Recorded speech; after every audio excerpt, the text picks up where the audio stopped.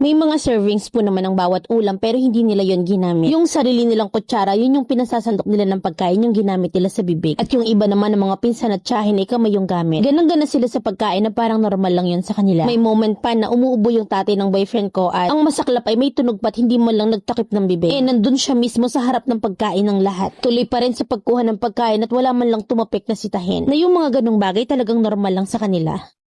4 years na kami ng boyfriend ko at nag-propose siya sa akin. At ready na kami in life since wala namang problema sa relasyon namin. Simulat sa pulay kilala ako ng pamilya nila. Wala rin namang issue regarding sa samahan ng bawat isa. Kaya lang nung araw na namulong sila sa amin dito sa bahay, medyo na-off ako sa inasal ng pamilya niya. Maayos naman lahat sa umpisa na pinaghandaan talaga namin. Malinis ang paligid, maayos ang pagkakaayos ng pagkain at kumpleto sa gamit lalo na sa mesa. At nung dumating yung pamilya ng boyfriend ko, masaya, maingay at naging maayos naman yung usapan. Walang naging problema sa pakikitungo nila sa parents ko at naging komportable din naman kahit na papaano. Pero nung kumakain na, dun ko napansin yung hindi ko inaasahan. May mga servings spoon naman na bawat ulam pero hindi nila yun ginagamit. Yung sarili nilang kutsara na ginagamit sa bibig ang pinasasandok nila ng pagkain. Yung iba naman ng mga pinsan at tiyahin ay kamay ang gamit. Tuloy-tuloy lang sila at kita kong normal lang yun sa kanila. May isang moment pa na napansin ko na yung tatay ng boyfriend ko ay umuubo at may tunog. Hindi mo lang nagtakip ng bibig nandun siya mismo sa harap ng pagkain ng lahat. Tapos tuloy lang ulit sa pagkuha ng pagkain at wala man lang tumapik. O di kaya man lang ay sitahin talagang normal lang yun sa kanila. Hindi rin naman ako naninita, tahimik lang din naman ako at hindi ko pinapakita sa kanila yung reaction ko. At bago sila umalis, i-invite nila yung parents ko kasama ako na pumunta sa kanila. Fiestahan daw kasi kaya naman inimbitahan kaming lahat. At direktang humindi yung parents ko at nag-excuse siya na meron siyang lakad ng mga araw na yon. Magalis nila na hindi lang pala ako nakapansin nun kundi ang mga magulang ko. To be clear lang na hindi sila galit. Pero halata ko na hindi din sila komportable sa nakita nila. Nung ko si mama kung bakit nagdahilan siya sa invitation sa kanya ng future in-law ko. Na ang sagot lang niya ay ayaw daw niya magkaroon ng issue kasi malapit na rin daw naman kaming ikasalang boyfriend ko. Kaya't umiwas siya. Lalo na't nakita naman daw niya na okay kami ng boyfriend ko at ng future in-laws ko. Umiwas lang daw talaga siya kasi hindi rin daw siya komportable sa ganung way ng pagkain. Hindi ko sila hinuhusgahan pero hindi ko rin naman maitatanggi na off ako sa nangyari. Kasi hindi naman yun yung nakasanayan namin At hindi yun ang gusto kong maging normal lalo na sa pagsasama. At kagaya ng parents ko, ayoko rin namang makasakit ng damdamin pero ayoko rin namang ipilit ang sarili ko sa bagay na hindi ako komportable. Gusto ko lang maging maayos sa simula at maging totoo sa nararamdaman ko. Kaya ang kaso ang pinoproblema ko, diba, may 3 days akong maglalagi sa kanila after the wedding. Kasi yun ang tradisyon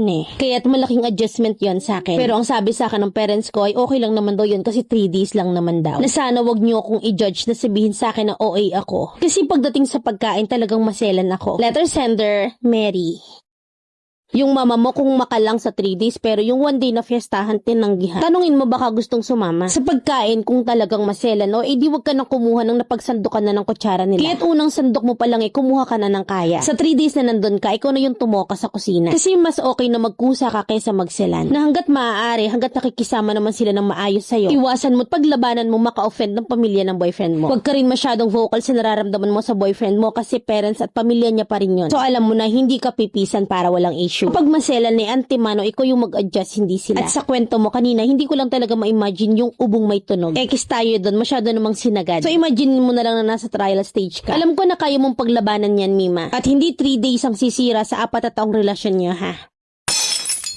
May mga servings po naman ng bawat ulam pero hindi nila yon ginamit. Yung sarili nilang kutsara, yun yung pinasasandok nila ng pagkain yung ginamit nila sa bibig. At yung iba naman ng mga pinsan at tiyahin ay kamay yung gamit. Ganang-gana sila sa pagkain na parang normal lang yun sa kanila. May moment pa na umuubo yung tatay ng boyfriend ko at ang masaklap ay may tunog pa't hindi mo lang nagtakip ng bibig. Nandun siya mismo sa harap ng pagkain ng lahat. Tuloy pa rin sa pagkuha ng pagkain at wala man lang tumapik na sitahin. Na yung mga ganung bagay talagang normal lang sa kanila. 4 years na kami ng boyfriend ko at nag-propose siya sa akin. At ready na kami in life since wala namang problema sa relasyon namin. Simulat sa pulay kilala ako ng pamilya nila. Wala rin namang issue regarding sa samahan ng bawat isa. Kaya lang nung araw na namulong sila sa amin dito sa bahay, medyo na-off ako sa inasal ng pamilya niya. Maayos naman lahat sa umpisa na pinaghandaan talaga namin. Malinis ang paligid, maayos ang pagkakaayos ng pagkain at kumpleto sa gamit lalo na sa mesa. At nung dumating yung pamilya ng boyfriend ko, masaya, maingay at naging maayos naman yung usapan. Walang naging problema sa pakikitungo pagtungo nila sa parents ko at naging komportable din naman kahit na papaano. Pero nung kumakain na, dun ko napansin yung hindi ko inaasahan. May mga serving spoon naman na bawat ulam pero hindi nila yun ginagamit. Yung sarili nilang kutsara na ginagamit sa bibig ang pinasasandok nila ng pagkain. Yung iba naman ng mga pinsan at tiyahin ay kamay ang gamit. Tuloy-tuloy lang sila at kita kong normal lang yun sa kanila. May isang moment pa na napansin ko na yung tatay ng boyfriend ko ay umuubo at may tunog. Hindi mo lang nagtakip ng bibig nandun siya mismo sa harap ng pagkain ng lahat. Tapos tuloy lang ulit sa pagkuha ng pagkain at wala man lang tumapik. O di kaya man lang ay sitahin Talagang normal lang yun sa kanila. Hindi rin naman ako naninita, tahimik lang din naman ako at hindi ko pinapakita sa kanila yung reaction ko. At bago sila umalis ay invite nila yung parents ko kasama ako na pumunta sa kanila. Fiestahan daw kasi kaya naman inimbitahan kaming lahat. At direktang humindi yung parents ko at nag-excuse siya na meron siyang lakad ng mga araw na yon. Magalis nila na hindi lang pala ako nakapansin nun kundi ang mga magulang ko. To be clear lang na hindi sila galit. Pero halata ko na hindi din sila komportable sa nakita nila. Tanong ko si mama kung bakit nagdahilan siya sa invitation sa kanya ng future in-law ko. Na ang sagot lang niya ay ayaw daw niya magkaroon ng issue kasi malapit na rin daw naman kaming ikasalang boyfriend ko. Kaya't umiwas siya. Lalo na't nakita naman daw niya na okay kami ng boyfriend ko at ng future in-laws ko. Umiwas lang daw talaga siya kasi hindi rin daw siya komportable sa ganung way ng pagkain. Hindi ko sila hinuhusgahan pero hindi ko rin naman maitatanggi na off ako sa nangyari. Kasi hindi naman yun yung nakasanayan namin At hindi yun ang gusto kong maging normal lalo na sa pagsasama. At kagaya ng parents ko, ayoko rin namang makasakit ng damdamin pero ayoko rin namang ipilit ang sarili ko sa bagay na hindi ako komportable. Gusto ko lang maging maayos sa simula at maging totoo sa nararamdaman ko. Kaya ang kaso ang pinoproblema ko, diba, may 3 days akong maglalagi sa kanila after the wedding. Kasi yun ang tradisyon Kaya't malaking adjustment yun sa akin. Pero ang sabi sa akin ng parents ko ay okay lang naman daw yun kasi 3 days lang naman daw. Na sana wag niyo akong i-judge na sabihin sa akin na OA ako. Kasi pagdating sa pagkain talagang maselan ako. Letter sender, Mary.